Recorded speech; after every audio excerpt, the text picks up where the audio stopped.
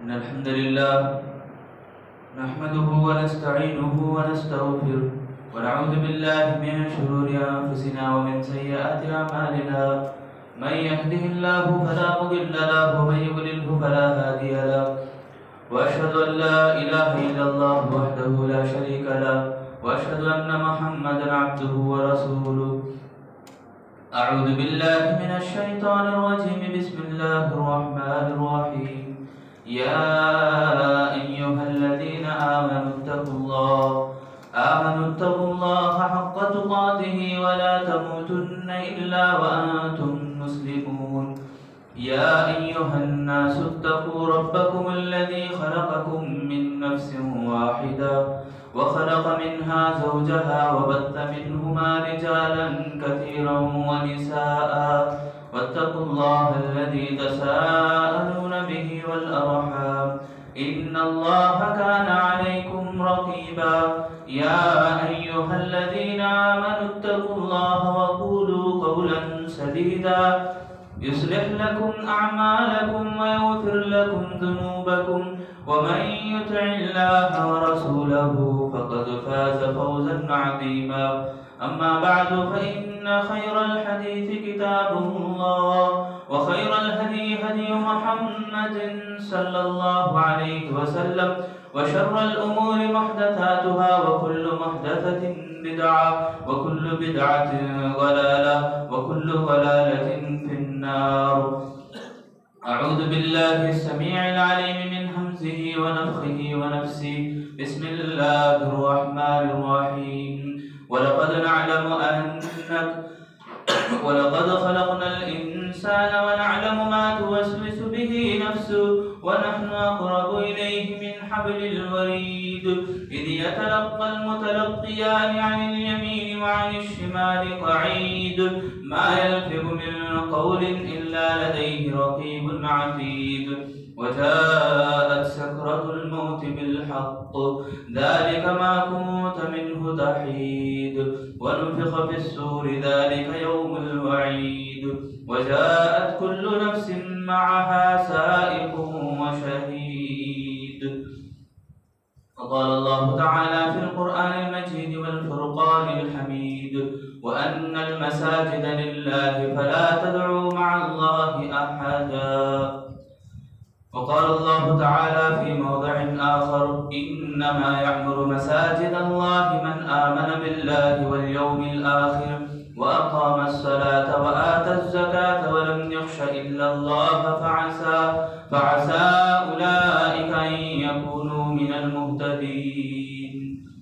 محترم بزرگان دین اور عزیز نوجوان ساتھیوں، پردے میں بیٹھی خواتین اسلام، تمام قسم کی تعریفیں اکیلے اللہ وحدہ لا شریک لہ کے لیے لائق و زیبا ہے، جس نے ساری کائنات کو اکیلے تن تنہا پیدا کیا. وہی ہم سب کا پالنہار ہے، رب العالمین ہے. ہم سب کے عبادتوں کا مستحق ذات اکیلا اللہ ہے. اس اللہ کا ہمارے اوپر بے انتہا شکر اور فضل ہے کہ اس نے دین اسلام جیسی عظیم دولت سے ہمیں مالا مال کیا، مسلمان ہمیں بنایا، اور آج جمعہ کی مبارک گھڑیوں میں ہمیں اکٹھا کیا تاکہ ہم جمعہ بخوبی اچھے انداز سے ادا کریں. میں اللہ سے دعا کروں گا اللہ تعالیٰ ہم سبھی حضرات کو اسلام کے اوپر قدم حیات جمائے رکھے، آمین. اور جو بھی باتیں ہم سنتے ہیں جمعہ کے دن ہو یا مسجد کے اندر جو بھی قرآن اور حدیث کی باتیں ہمیں سنائی جاتی ہیں، اللہ تعالیٰ بولنے اور سننے سے زیادہ سبھی حضرات اور خواتین کو عمل کی توفیق نصیب فرمائے، آمین. اور کروڑوں درود و سلام ہو جناب محمد رسول اللہ صلی اللہ علیہ وسلم کے ذات گرامی پر، جن کی کوششیں اور صبر تھا کہ اللہ رب العالمین کی فضل و کرم سے دین اسلام آج ہم تک پہنچا ہے. میرے دینی بھائیوں، آج میں آپ کے سامنے جو باتیں لے کر کھڑا ہوں وہ بہت ہی اہم ہے میرے اور آپ کے لیے، ہم سبھی حضرات کے لیے. اگر آپ دیکھیں ہو عنوان، آپ بخوبی اندازہ بھی کر سکتے ہیں کہ معاشرے کی اصلاح اور مسجد، ایک مسجد ایک معاشرے کے اندر کس طرح سے پاکیزگی کو پھیلاتی ہے، کس طرح سے حسن معاشرہ بناتی ہے، یعنی معاشرے کے اندر خوبصورتی لاتی ہے. جو بھی بگاڑ اور بدعات و خرافات جیسا کہ آج ہم اپنے معاشرے میں دیکھ رہے ہیں، ہمارے اپنے اپنے ایریوں میں، گلیوں میں ہم دیکھ رہے ہیں کہ کس طرح سے لوگ ایک دوسرے سے نفرت پہ تلے ہوئے ہیں، کس طرح سے گناہ کرتے جا رہے ہیں، کس طرح سے دین سے دوری اختیار کرتے جا رہے ہیں۔ اور اپنے اپنے گھروں کی حالت تو نہ پوچھو کہ ہر گھر لڑائی کا اڈا بن گیا ہے، ہر گھر پریشانیاں اور مصیبتوں کی جگہ بن چکی ہے۔ کبھی نہ کبھی کسی نہ کسی دن وار میں 2-3 مرتبہ تو ایسی آوازیں آتی ہیں گھروں سے جھگڑنے کی، لڑنے کی، یا یہ سب بھی جو بھی حالات ہیں ہمارے آنکھوں کے سامنے، یہ سب ہمیں بتاتے ہیں کہ یہ آپسی معاملات یا ہمارے اپنے کم علمی کی وجہ سے جو بھی بے بنیادی باتوں کے اوپر عمل کرنا، یعنی حقیر، یعنی کوئی حقیقت نہ ہو ایسی باتوں کو لے کے بیٹھ جانا، یہ سب بھی باتیں ہیں ہمارے معاشرے میں۔ تو بگاڑ نہیں تو اچھائیاں کیسے آئیں گی؟ تو اس بگاڑ کو دور کرنا، معاشرے کی سدھار ہونا، تو ہم پہلے مسجد کو سمجھنا ہے۔ مسجد کے ذریعے سے اللہ رب العالمین نے کیسا کیسا انتظام کیا کہ معاشرے کی اصلاح ہو جائے، مسجد کے ذریعے سے معاشرے میں کیسا سدھار آ جائے، یہ ہمیں سمجھنا ضروری ہے۔ تو آج میرے اور آپ کے لیے بے حد ضروری ہے کہ ہم سمجھیں مسجد کے ذریعے سے معاشرے کی اصلاح کیسے ہو سکتی ہے۔ سب سے پہلی بات ہم یہ سمجھیں کہ مسجدیں ہیں کیا؟ مسجدیں ہیں کیا؟ مسجدوں کو اللہ رب العالمین نے، آپ قرآن مجید میں دیکھیں گے وَأَنَّ الْمَسَاجِدَ لِلَّهِ، اللہ نے کہا وَأَنَّ الْمَسَاجِدَ، یعنی مسجد کا نام آیا، اللہ نے اپنا نام کو جوڑ لیا وہاں پہ۔ إِنَّمَا يَعْمُرُ مَسَاجِدَ اللَّهِ، جب اللہ تعالیٰ نے مسجد کا نام لیا، ساتھ میں اللہ نے اپنا نام بھی جوڑ لیا، یعنی اللہ رب العالمین مسجدوں کو اس قدر پسند کرتا ہے کہ اپنے نام کو، اپنے اسم جلالہ کو اللہ نے مسجد کے ساتھ رکھ دیا ہے۔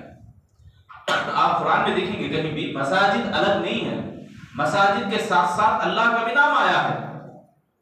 تو اللہ رب العالمین اپنے لفظ اسم جلالہ کو مسجد کے ساتھ جوڑ دیا۔ اور پیارے نبی صلی اللہ علیہ وسلم کی حدیث آتی ہے اب احب البلاد الى اللہ مساجدها ابغض البلاد الى اللہ اسواقها، سب سے پسندیدہ جگہیں اللہ کے لیے کون سی ہے معلوم ہے؟ مسجدیں۔ اللہ کو سب سے پسندیدہ جگہیں مسجد ہے، اور سب سے اللہ کو ناپسندیدہ جگہ اگر کوئی ہے تو وہ بازار ہے۔ آج ہم بازار کو گرم کرتے ہیں، بازار میں ہماری بھرتی زیادہ ہوتی ہے، بازاروں میں ہماری شاپنگیں زیادہ ہوتی ہیں، ہم زیادہ بازار میں ٹائم سپینڈ کرتے ہیں، مسجدوں میں نہیں کرتے، اسی لیے ہمارے اپنے دلوں کے اندر ایمان ختم ہو چکا۔ ذرا سامنے آ جاؤ، ذرا دور دور بیٹھنے کے بجائے سامنے آؤ، پہلی صفوں میں تو یہ بات ذرا سمجھیں کہ ایک تجربے کی بات ہے کہ اگر ہم مسجدوں کو بھرتی کرتے رہیں، بازاروں کو بھرتی کرتے رہیں، بازار زیادہ ہم جایا کریں، بازار میں زیادہ وقت ہم وہاں سپینڈ کریں گے، بازاروں میں زیادہ گزاریں گے، مسجدوں کو کم آنا رکھیں گے، تو ہمارے اسپتال بھر جائیں گے، ہمارا اسپتال کو جانا زیادہ ہو جائے گا، میڈیکل زیادہ بھرتی ہو جائیں گے۔ آج دیکھو حالات ایسے ہی، میڈیکل زیادہ بیڈ نہیں ملتے، کبھی ایسا ہوتا ہے کہ ڈاکٹر بہت بزی ہوتے ہیں، پیشنٹ زیادہ ہے۔ پیشنٹ بڑھتے کیوں ہیں؟ اس لیے کہ بازاروں میں زیادہ وقت انسان گزارتا ہے تو بیمار اور کمزور ہو جا رہا ہے۔ وہی مسجد اللہ رب العالمین کی، یہاں یہ اللہ رب العالمین کی عبادت کی جگہ ہوتی ہے، اللہ کی پسندیدہ جگہ ہے۔ اللہ کی جب پسندیدہ جگہ میں آپ رہیں گے تو اللہ تعالیٰ آپ کو بچائے گا یا مار دے گا؟ اللہ بچا کے رکھے گا، اللہ زندگی جینے کا طریقہ آپ کو سکھائے گا۔ تو سب سے پہلے میں اور آپ اس بات کو سمجھیں کہ مسجدوں کے ذریعے سے میرے اور آپ کی حفاظت ہوتی ہے۔ آپ کبھی سنیں کہ مسجد میں نمازوں کی پابندی کرنے والا سوسائڈ کر کے مر گیا؟ مسجدوں کی پابندی کرنے والا، سبحان اللہ، مسجد سے دل لگانے والے کو اللہ تعالیٰ حشر کے میدان میں اپنا ایک سایہ نصیب کرتا ہے۔ مسجد سے اٹکا ہوا دل والے آدمی کو اللہ تعالیٰ ایک سایہ دیتا ہے، وہاں پر کسی کا کوئی سایہ نہیں رہے گا۔ ایسے مومنٹ میں اللہ تعالیٰ مسجد سے لو لگانے والے آدمی کو جگہ دیتا ہے، اپنا رحمت کا سایہ نصیب فرماتا ہے اللہ تعالیٰ۔ تو یہ جو بات ہے کہ ہم مسجدوں سے ذرا محبت کریں، مسجدیں یہ اللہ رب العالمین کی گھر ہوا کرتے ہیں، اسی لیے اس کا احترام ہمارا فرض ہے، ہم مسلمان ہیں تو فرض کرنا ہمارے لیے ضروری ہے۔ یہ پہلی بات ہے کہ ہم مسجدوں کو ذرا سمجھیں. اس کے بعد جو بات ہے مسجدوں میں جو ہونے والے کام اس کے اوپر ذرا توجہ دیں. اگر ہم ایک ایک بات کو بھی اگر نوٹ کریں شاید ایک بات ہی ہمارے لیے کافی ہو جائے گی کہ ہماری اصلاح, ہمارے معاشرے کی اصلاح اس سے ہو جائے گا. ایک بات کون سی ہے؟ نماز. 5 وقت نماز, نمازوں کی پابندی. عشاء کی نماز کے دیکھو مسلمان ہی ہمیں تو سبھی مسلمانوں کا یہ حکم, سبھی مسلمانوں کے اوپر یہ حکم لاگو ہے کہ آپ مسلمان ہیں, کلمہ پڑھتے ہیں, آپ اپنے آپ کو مسلمان بتانا چاہتے ہیں تو آپ کے لیے ضروری اور فرض ہے کہ 5 ٹائم نماز پڑھے مسجد میں آ کر, مسجد کے اندر آ کر نماز پڑھے. پیارے نبی صلی اللہ علیہ وسلم عشاء کی نماز میں, صحیح بخاری اور مسلم کی حدیث ہے, عشاء کی نماز کے وقت اللہ کے نبی فرماتے ہیں میرا ارادہ ہے, میری خواہش ہے کہ میں نماز کے لیے کسی کو کھڑا کر دوں اور میں ان تمام گھروں کو جاؤں جو ابھی تک مسجد کو نہیں آئے ہیں, ان کے گھروں کو آگ لگا دوں. آپ غور نہیں کریں, مسجد کو نہیں آنے والے جو بھی گھر ہیں وہ رہنے کے قابل نہیں, اگر اذان ہونے کے بعد بھی اگر وہ نہیں آئے.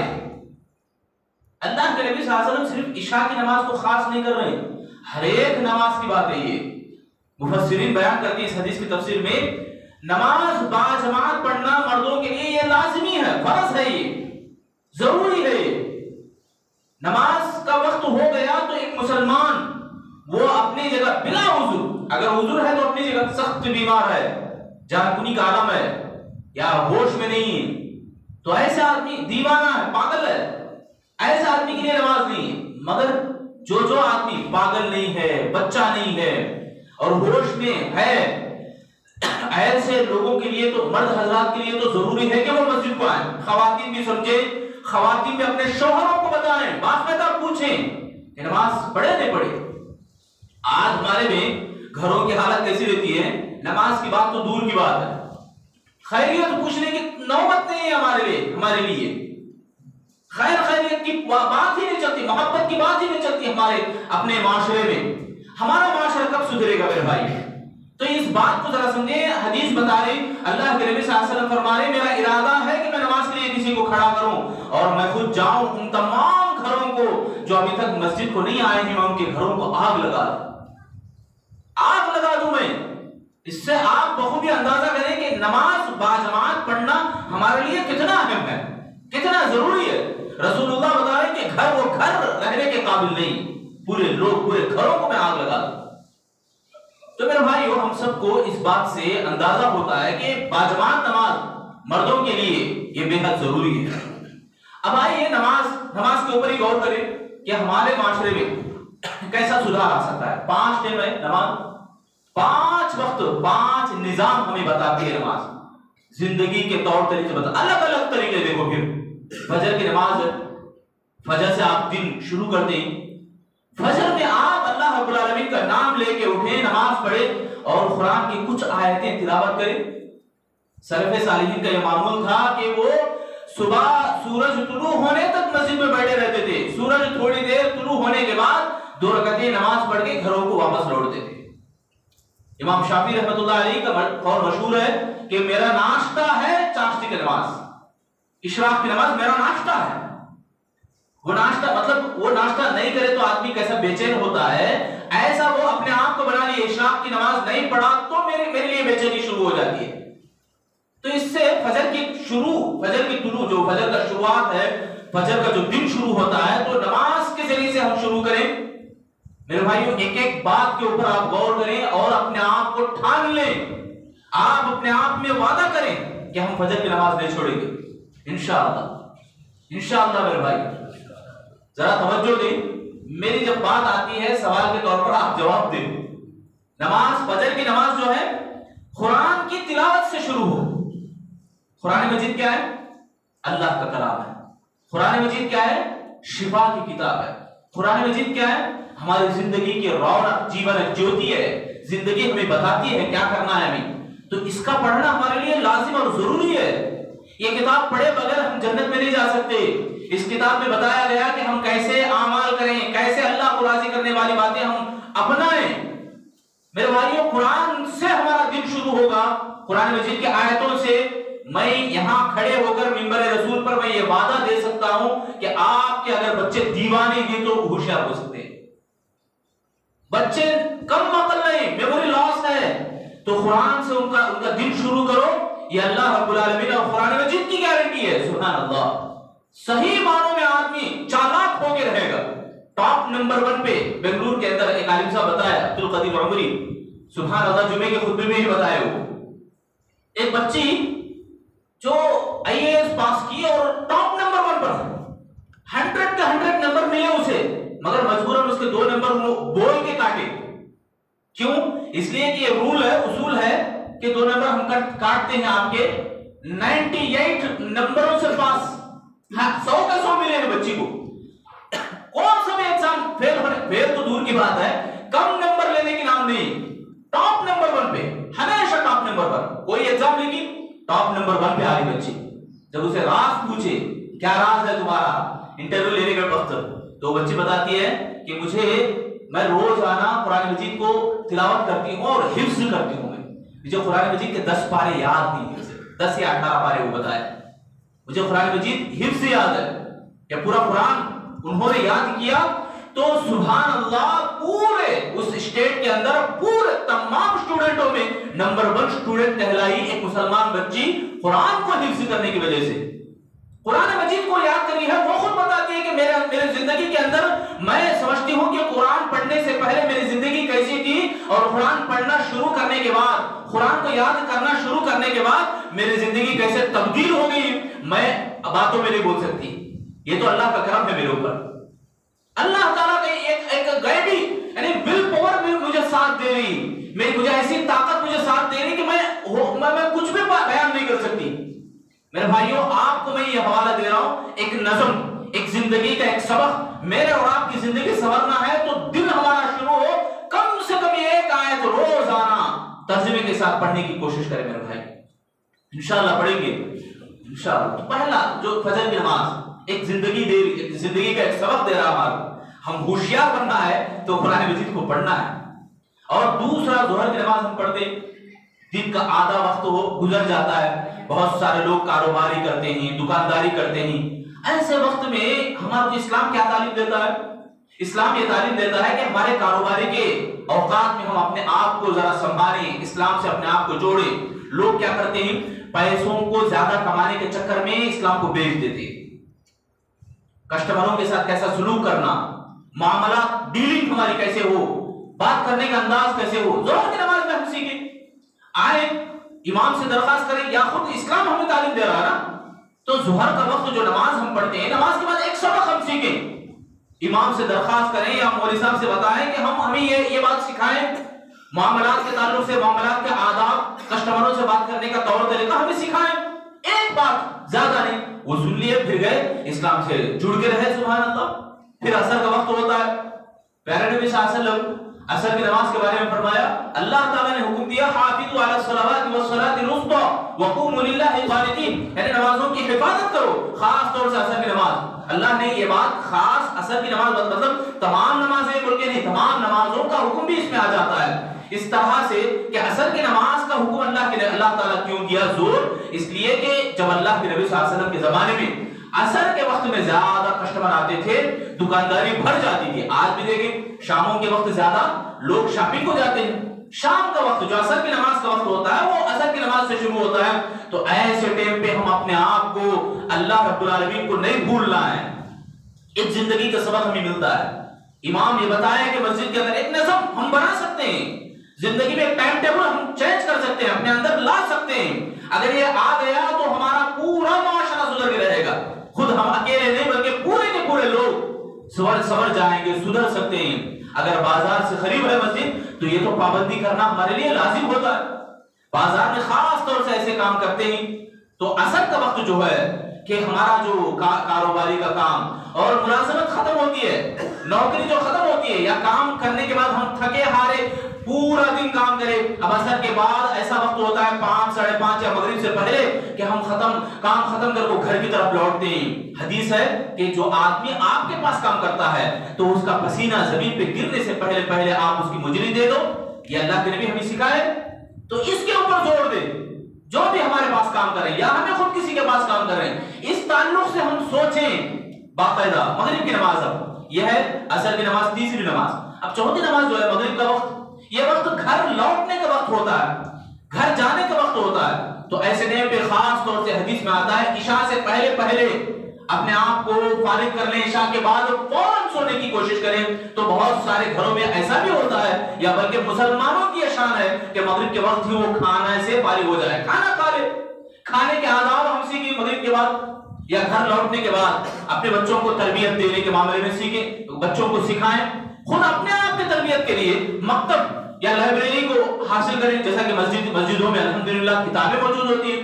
یہاں بھی دیکھیں بھری پڑی ہیں کتابیں. مغرب کے بعد ایک سبق، ہم ایک لیسن، ایک پیج پڑھنے کی کوشش کریں، تاکہ روزانہ ہمارا معمول بن کے رہے کہ ہم پورا دن تھکے ہارے ہونے کے بعد، تھکے ماندے گھر آنے کے بعد ہم اپنے آپ کو ٹرین کریں ذرا اسلامی معاملات. اب تک دنیا کما رہے تھے، اللہ ہی کے لیے تھا، صبح بسم اللہ بول کے گئے تھے کام کو، شام آنے تک بھی آپ اسی میں نمازوں کی پابندی کرتے رہے، آپ یقین جانیں کہ پورا کا پورا دن عبادت میں گزرے گا.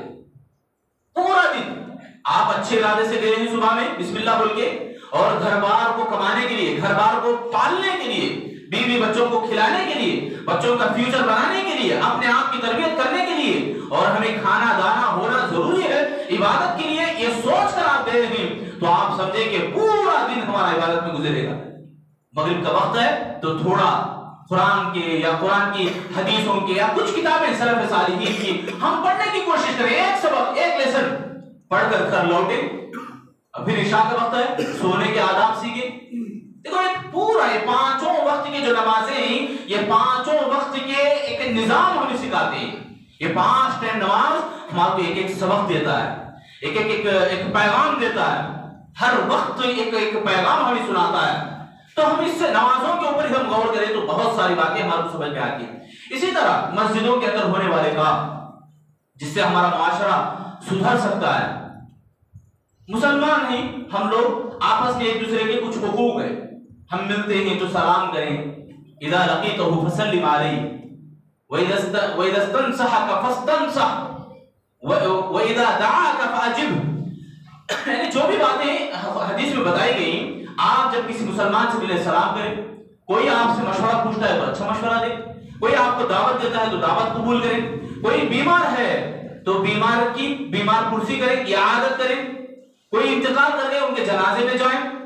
تو یہ جو حقوق ہیں، کوئی چھینکے الحمدللہ پڑھے تو ہم یرحمک اللہ بولے سننے والے، اور پھر وہ یہدیکم اللہ ویصلح بالکم بول کے جواب دے. تو یہ جو حقوق ہیں، تمام حقوق یہ ہمیں باہر زیادہ نہیں ملتے. مسجد میں جہاں پر مسلمانوں کی کثرت ہے، مسلمان جہاں ملتے ہیں، دیکھیں آپ کہیں بھی مسلمان کہیں جمع ہوتے ہیں بولے تو زیادہ تر دن میں 5 ٹائم مسلمانوں کو یہ حکم ہے کہ وہ مسجد میں آ کے جمع ہو. تو مسجد کے اندر یہ تمام حقوق کے اوپر ہمیں عمل کرنے کا نمونہ ملتا ہے. آپس میں ملتے ہیں، ہمیں سلام کرتے ہیں. تو زیادہ حقوق یعنی فرضی ہمارے جو بھی فرائض ہیں، ان تمام فرائض کا ایک دوسرے سے ڈسکس کرنے کا موقع اور جگہ ہمارے لیے مسجد ہے.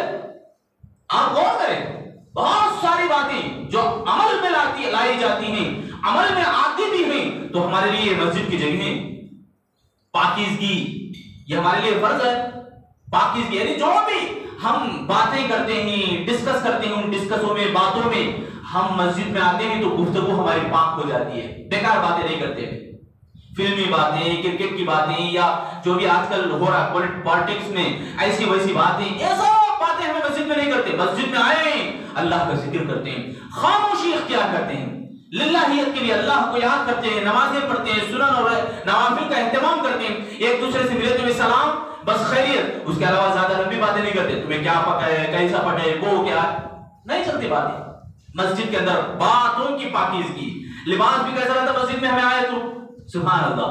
گھروں میں جیسا نائٹ پینٹ ڈالے کے، وہ پھٹی پرانی ٹی شرٹ ڈالے کے گھروں میں جیسا کام کرتے ہیں یا ورک کرتے ہیں، شاپوں میں جاب کرتے ہیں، ہمیں آفسوں میں ویسے کپڑے نہیں، بلکہ ہمیں مسجد میں آتے ہیں تو ایک لباس ہمارا بہترین ہوتا ہے. اللہ نے خود حکم دیا، یا بنی آدم خذوا زینتکم عند کل مسجد. اے آدم کے بیٹے، آدم کے اولاد، جب مسجد کے لیے تم جاتے ہو تو اپنے کپڑوں کو، اپنے آپ کو ذرا سوارو بولے تو پورا میک اپ کر کے نہیں، اپنے آپ کو خوش نما بنا کے آؤ. مسجد کو آتے ہیں تو اچھے لباس زیرتن کر کے آؤ، اچھے کپڑے پہن کے آؤ، مرد حضرات عطر لگا کے آئے باقاعدہ۔ عورتوں کے لیے بھی حکم ہے کہ وہ مسجد کو آتے ہیں تو نگاہیں نیچی رکھ کے آئیں اور کنارے کنارے سے چل کے آئیں، یہ سب بھی آداب ہیں۔ یہ جو آداب ہمیں طور طریقے کہاں سیکھنے کو ملتے ہیں؟ مسجد میں۔ تو ہمارا پورا معاشرہ سدھرنے کی گارنٹی مسجد ہمیں دیتی ہے۔ ایک ہی مسجد، ایک ہی پورے معاشرے میں جتنے بھی گھر ہیں، جتنے بھی خاندان ہیں، تمام خاندانوں کو سدھارنے کا کام مسجد دیتی ہے۔ اسی طرح تیسری بات، مسجدیں ہمارے لیے پہلی درسگاہ ہے۔ بچپنا ہمارا کیسا گزرا، ذرا بڑوں کو پوچھے، جو نوجوان ہیں آج جو دیکھ رہے ہیں ہمیں، وہ ان کا بچپنا تو ہمارے جو بچپن جو بڑے لوگ ہیں جو گزارے ہیں بچپن، یہ موبائل کا زمانہ نہیں تھا، انٹرنیٹ کا زمانہ نہیں تھا، اس ٹائم پہ کیسا گزرا بچپنا، سبحان اللہ۔ 3 جگہیں ہمیں یاد ہوتی ہیں، ایک گھر، دوسرا مکتب، تیسرا اسکول کو گئے، پھر مسجد کو بھاگے مکتب میں، پھر گھر کو آگے تھکے باندھے پڑ گئے، سو گئے۔ یہ 3 چیزیں، 3 جگہیں ہمیں یاد ہے۔ یعنی بچپن میں جو لوگ گزارے ہیں، جو موبائل کا زمانہ نہیں تھا، انٹرنیٹ کا زمانہ نہیں تھا، اس ٹائم پہ یہ 3 جگہیں زیادہ تر ہم گزارے ہیں، زیادہ تر یہ بچپنا گزرتا ہے۔ آج بھی بچوں کے لیے بہت بہترین موقع ہے کہ بچے اسکول کو جاتے ہیں، تھکے ماندے آتے ہیں، پھر مسجد کا خیال ان کے دلوں میں پیدا کریں، تاکہ جو بھی اب پڑھے ہیں اسکول میں، یہاں آنے کے بعد اپنے آپ تربیت سیکھیں، کس طرح سے پڑھا جاتا ہے۔ اصل چیز تو یہ ہے نا، مسجد ہی ایسی جگہ ہے کہ آپ کے گھر کو بھی سنوارے گی، آپ کے اسکول کی تعلیم کو بھی سنوارے گی۔ ابھی میں نے بتایا کہ کرناٹک اسٹیٹ میں ٹاپ نمبر 1 پر پانے والی، یعنی سب سے زیادہ اچھے نمبرات اور زبردست نام لانے والی بچی قرآن سے اپنے آپ کو رشتہ لگا کے، قرآن سے اپنے آپ کو جوڑ کے، اس کا راز یہی ہے، وہ خود بتائے۔ تو ہم اپنے آپ کو مسجد کے اندر جو ہونے والی جو درسگاہ میں نے بتایا، سب سے پہلی درسگاہ، سب سے پہلے علم سیکھنے کی جگہ مکتب ہوتا ہے۔ اللہ کے نبی صلی اللہ علیہ وسلم نے فرمایا، انس بن مالک رضی اللہ عنہ راوی حدیث ہے، طلب العلم فریضۃ علی کل مسلم، یعنی ہر ایک مرد اور عورت کے لیے، مسلمان مرد اور عورت کے لیے ضروری ہے کہ وہ اپنا علم سیکھے، فرض ہے اس کے لیے۔ فرض کون سا علم ہے؟ فرض عین، مطلب ہر ایک آدمی، ہر ایک مرد اور عورت کے لیے ضروری ہے۔ جو بنیادی باتیں ہیں جس کو میں اور آپ زندگی گزارتے ہیں، یہ جو بنیادی ضرورت ہے یہ کرنا، یہ میرے اکیلے کے لیے لازمی ہے، ضروری ہے۔ جیسا کہ اسلام ہم لائے ہیں، نمازیں اکیلے ہم پڑھنا فرض ہے نا ہمارے اوپر، اکیلا آدمی پڑھے نماز۔ اسی طرح بچوں کی تربیت کرے، اپنے آپ کی تربیت کرے۔ ہر مسلمان کے گھر میں ماں جب گھر میں اپنے بچوں کو پالتی ہے، بچوں کو تربیت دیتی ہے، تو قرآن مجید کی تلاوت وہ کروائے۔ مسجد میں مولوی صاحب کے پاس جو پڑھ کے آئے ہیں، ماں باقاعدہ اس کا ٹیوشن لے، ماں باقاعدہ اس کا ہوم ورک کرائے مسجد کا۔ آج اسکول کا تو جیسا کراتے ہیں، سبحان اللہ، اسکول کا ہوم ورک جیسا ماں باپ کراتے ہیں بچوں کا، میں یہ بات یہ گارنٹی سے کہہ سکتا ہوں کہ مکتب میں جو تعلیم ہوتی ہے اس تعلیم کا تھوڑا سا ہی حصہ ماں باپ اگر ہوم ورک کرائیں تو معاشرہ ہمارا سدھر جائے گا انشاءاللہ۔ سمجھ رہے میرے بھائی بولنے کی بات کو؟ ہمیں جیسا بچوں کو اسکول بھیجتے ہیں، صبح سے لے کے بچہ 5:30 بجے تک 5 بجے تک پڑھتا ہے، مکتب میں آ کے تھوڑی دیر ہی صحیح پڑھتا ہے، وہ تھوڑی دیر کا جو علم ہے سیکھنا ہے، وہ سیکھنے کو ماں باپ بھی ذرا یاد دلائیں، ماں باپ بھی اپنے گھروں میں ذرا کچھ پوچھیں کیا پڑھ کے آیا، اب یہ ایسا پڑھنا ہے، سکھائیں۔ کب سکھائیں گے ماں باپ؟ خود پڑھ کے رہیں، خود تعلیم حاصل کریں۔ آج بڑے لوگوں کو شرم آتی ہے، اتنی بڑی عمر میں کیا سیکھوں گا، میری بچی پڑھ رہی، میرا بچہ پڑھ رہا ہے۔ ابو بکر صدیق رضی اللہ عنہ کی کیا عمر تھی جب وہ نازلہ پڑھ رہے تھے قرآن، جو وہ تلاوت کر رہے تھے قرآن مجید کی؟ بڑی بڑی عمر ہے، 50 سال کی عمر میں، 50 سال کے اوپر عمر، وہ قرآن مجید سیکھ رہے ہیں۔ میرے بھائی عمر بن خطاب 8 سال لگے گا پورا قرآن کو پڑھنے کے اور سمجھنے کے لیے، میرے لیے 8 سال تک وہ پڑھتے رہے قرآن سمجھنے کے لیے۔ مطلب یہ کہ اس کے معنی اور مطلب اس کے تفسیر، اس کا معنی مفہوم کو جاننے کے لیے۔ تو میرے بھائی وہ ہمیں علم حاصل کرنا ہے تو یہ مسجدیں ہیں ہمارے لیے بہت بڑی جگہ، یہ جو کتابیں ہیں ہمیں للکار رہے ہیں، پکار رہے ہیں، یہ دھول جما کے رکھنے کے تک ہم رکھ دیتے ہیں کتابوں کو، کوئی پڑھنے کی توفیق ہمیں نہیں ملتی۔ پہلے زمانے میں 20 سال پہلے 30 سال پہلے یہاں لوگ ہیں موجود، ان سے پوچھیں آپ کہ مسجدوں میں پہلے ایسا ہوتا تھا کہ کونے کونے میں ایک ایک آدمی تو نظر آتا تھا کہ قرآن پڑھتے ہوئے نظر دکھتا، قرآن پڑھتے ہوئے بیٹھا رہتا. آج کہاں ہے میرے بھائیوں؟ ہر چھوٹا بڑا سب موبائل لے کے بیٹھے، ہر ایک اپنے بھی کاموں میں مگن ہے، بزی ہے. تو ہمارا معاشرہ کیسا سدھرے گا؟ بولی، معاشرے میں بگاڑ ہے نا. بدلانا ہم چاہتے ہیں تو ہم اپنے آپ کو درسگاہ سے جوڑیں، اپنے آپ کو مسجد سے جوڑیں. مسجد میں تھوڑا وقت ہی صحیح. میں نوجوانوں سے خاص کہوں گا، میرے نوجوان ساتھیوں کیا وقت دیں گے انشاءاللہ؟ انشاءاللہ روزانہ ایک بات تو سیکھ کے جائیں میرے بھائیوں. میں گارنٹی دوں گا آپ قائد بن کے رہیں گے انشاءاللہ. محمد بن قاسم جو 18 سال کی عمر میں 17 سال کی عمر میں ایک بڑے لشکر کے لیڈر بن کے آ گئے تھے. کیسے کیسے نوجوان گزرے ہیں سبحان اللہ. آج ہمارے میں سستی، کاہلی، کوتاہی، اس کی حد نہیں ہے ہمارے میں. اسی لیے آج ہم اپنے آپ کو نہیں، اپنے آپ کو، ہمارے گھر بار کو نہیں، اپنے آپ کو سدھارنے کی پوزیشن میں ہے. ہمیں سدھارنے سے دور کی بات، ہم غافل ہو چکے ہیں. ہمیں میرے بھائیوں چھوٹے بڑے سبھی کے لیے مسجد بہت بڑی تربیت گاہ ہے، یہ درسگاہ ہے. ہم اپنے آپ کو ٹرین کرتی ہے، ٹریننگ دے رہی ہے ہمیشہ. صبح و شام ٹریننگ کرتی ہے. مسجد میں صبح و شام درس ہوتا ہے. صبح میں کچھ قرآن کی آیتیں ترجمے کے ساتھ پڑھائی جاتی ہیں، عشاء میں کچھ نصیحت کی باتیں بتائی جاتی ہیں. اس سے ہم اپنے آپ کو سدھار سکیں. کیا میرے بھائیوں جنت چاہیے؟ جنت چاہتے نہیں ہم لوگ؟ چاہتے نہیں میرے بھائیوں؟ انشاءاللہ اللہ تعالی ہم سب کو، اللہ سے ہم دعا کریں کہ اللہ ہم سب کو جنت میں داخلہ عطا فرمائے. آمین. جنت میں جانا بولے تو ایسے ہی نہیں، بلکہ ہمیں کچھ محنت کرنا پڑے گا. مصیبتیں آئیں گی، مصیبتوں کا حوالہ بہانہ دیتے ہیں ہم لوگ. بہانہ ہے یہ صرف، ورنہ تو اسلام ہمیں ایسا سکھائے گا کہ مصیبت میں بھی ہمیں نیکیاں اور دل خوش رہے گا. ہمارا کانٹا بھی چبھتا ہے تو ہمیں حدیث آتی ہے، اللہ کے نبی فرماتے ہیں اس کے گناہ اس کے اوپر مٹا دیے جاتے ہیں، اس کو بخش دیا جاتا ہے. وہ جنت میں جانے کے لیے اس کے لیے راستہ آسان کیا جاتا ہے. ہم کیا کرتے ہیں؟ یہ بہانہ لے کے بیٹھے ہیں. ہمیں سیکھنے کے لیے یہ آڑے ہیں، یہ چیزیں ہمیں آتی ہیں آڑے. میرے بھائیو یہ پہلی درسگاہ ہے جہاں پر ہمیشہ ہمیں تعلیم دی جاتی ہے. مسجد میں 3 چیزیں ضرور ہمیں ملتی ہیں، ایک نہ ایک کمپلسری. ایک یہ کہ مسجد میں آتے ہیں تو رحمت کے آپ حوالے ہو جاتے ہیں، رحمت کے مستحق آپ بن جاتے ہیں. اللہ رب العالمین کی رحمت 20 پر 4 گھنٹے دن میں، روزانہ 24 گھنٹے سبحان اللہ کی رحمت یہاں رہتی ہے. کیوں؟ یہ اس لیے کہ یہ مسجد ہے، یہاں پر فرشتوں کی موجودگی رہتی ہے، یہاں پر آنے والے لوگوں کا نام لکھا جاتا ہے، یہاں آنے کام کرنے والے کے تمام کاموں کو نوٹ کیا جاتا ہے. یہاں فرشتے لکھتے رہتے ہیں. یہ اللہ کے گھر ہیں، اللہ کے فرشتے یہاں ہمیشہ موجود ہوتے ہیں. اسی لیے نا جب زور سے بات کرنے گئے تو لوگ بھی ٹوکتے ہیں، بھائی زیادہ زور نہ کرو، باتیں ایسا نہ کرو. کوئی پڑھ رہا ہے قرآن، کوئی نماز پڑھ رہا ہے، خراب ہوگا. اور فرشتے بھی ہیں یہاں پہ. تو میرے بھائیوں یہ ایک بات تو یہ ضرور ہمیں ملے گی کہ اللہ کی رحمت ہمیں نصیب ہوگی، پہلی بات. دوسری بات یہ کہ ہمارے لیے کوئی سبق ملے گا. سبق کوئی سا بھی سبق زندگی کا، یا مسجد کا مولوی آپ کو کچھ درس دیتا ہے، نصیحت کی بات بولتا ہے، اس سے ہم کچھ عبرت حاصل کریں، سبق ملے گا. دوسری بات حکمت کی بات ہمیں ملے گی. حکمت کی بات معلوم ہے؟ لوگ دیوانے ہو جاتے ہیں، بھولا بھالا دیوانہ پن. یہ دیوانہ پن دور ہوگا مسجد سے اگر دور مل کے رہے، مسجد سے اگر جڑ کے رہے. ہماری حالت کیا ہے معلوم؟ حقیقت بتا رہا ہوں، ہماری حالت کیا ہے معلوم؟ مسجد کو بھیجتے ہیں بچوں کو یا بچیوں کو اس وقت جب بچہ یا بچی اسکول پڑھنے کے قابل نہیں ہے. شرم کی بات ہے، شرم کی بات ہے ہمارے لیے. اسکول پڑھنے کا لائق نہیں ہوتا اس وقت مدرسے کو لاتے ہیں. ہمارا بچہ کہاں بھی ٹکتا نہیں، ہماری بچی کہاں بھی ٹکتی نہیں، اس لیے میں مسجد کو لا رہا ہوں. ڈوب کے مرنے کی بات ہے. یہ سب سے پہلا فرض، سب سے پہلا اہم ضرورت تو مسجد کے اندر دی جانے والی تعلیم ہے. ماں باپ کے ساتھ کیسا رہنا یہ مسجد میں ہمارے کو سکھایا جائے گا. کیا اسکول میں ٹیچر سکھاتے ہیں؟ آپ کو جو تعلیم دے رہے ہیں، جو اسکول ہیں جتنے بھی، میں علم کو نیچا نہیں کر رہا ہوں. کون سا بھی علم ہے، علم ہے. ہر علم ایک قابل احترام ہے، تمام علوم.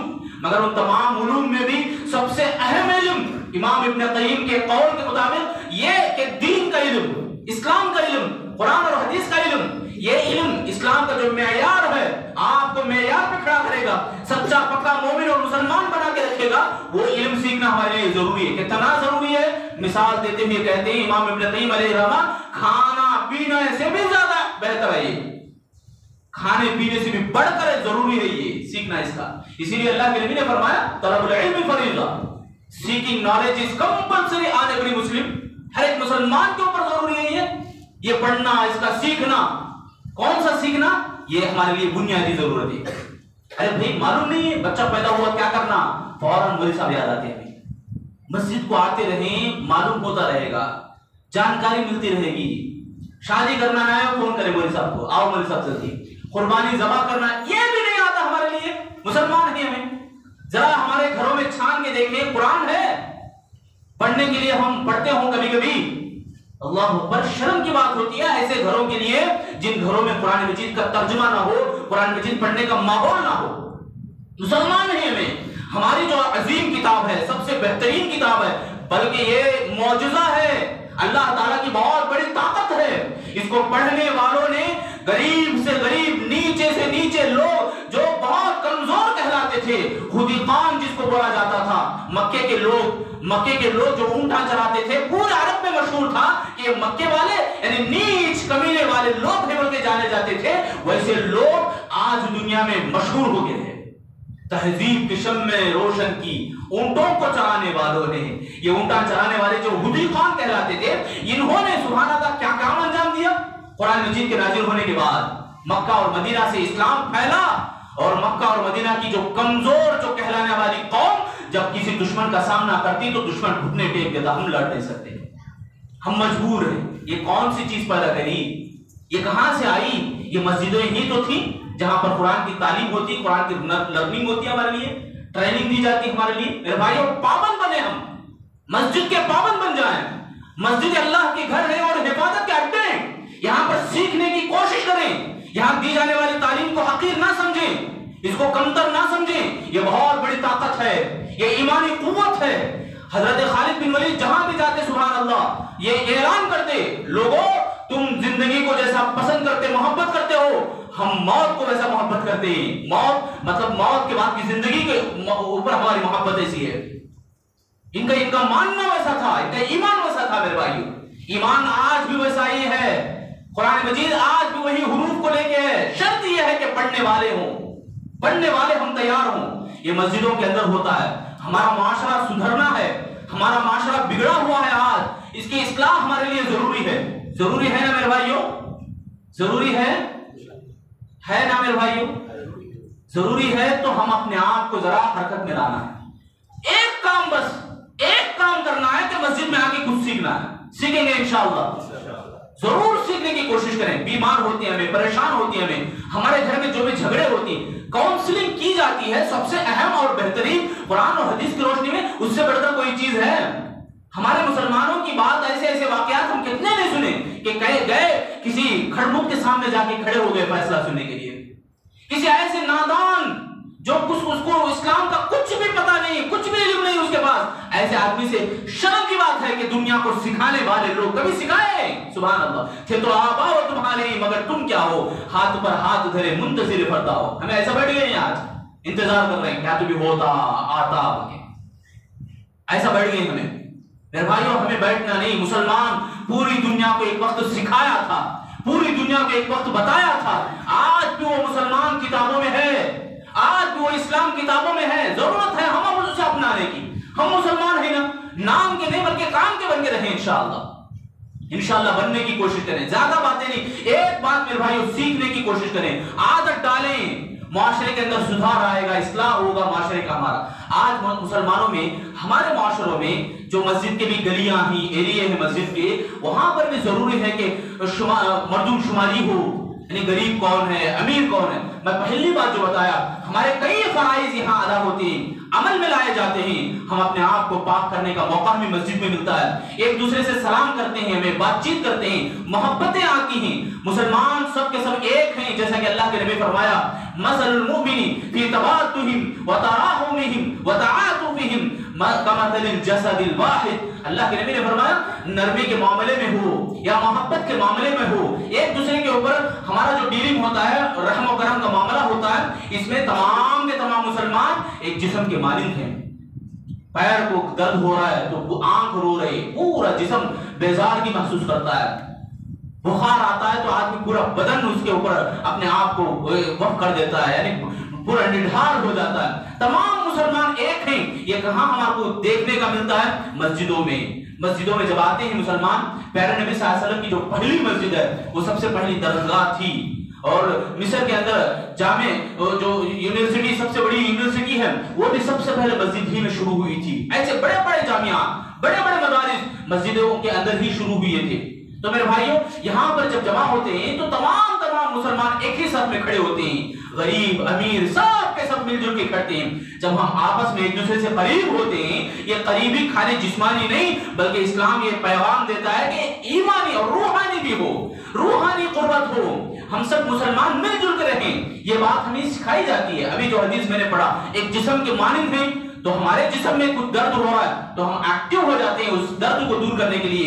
ایسا ہی ہمارا معاشرہ ہے، مسجد کے اندر ایسا خیال کرنے کا ایک نظم ہونا، جیسا کہ آپ کچھ دنوں پہلے دیکھے بھی ہیں کہ ویلفیئر کا جو کام ہے، کہ لوگوں میں راشن بانٹنے کا جو کام ہے، لوگوں میں کوئی تکلیف میں ہے تو اسے مصیبت کو دور کرنے کا جو کام ہے، یہ جو بھی ہے، یا ہجامہ کیمپ لگانا، طبی کیمپ لگانا، یا میڈیکل کا ایک کیمپ لگانا تاکہ غریب آسانی سے یہاں دوائی حاصل کر لے۔ مالدار تو خریدتے ہیں، مالداروں کے پاس تو پیسہ بہت ہے۔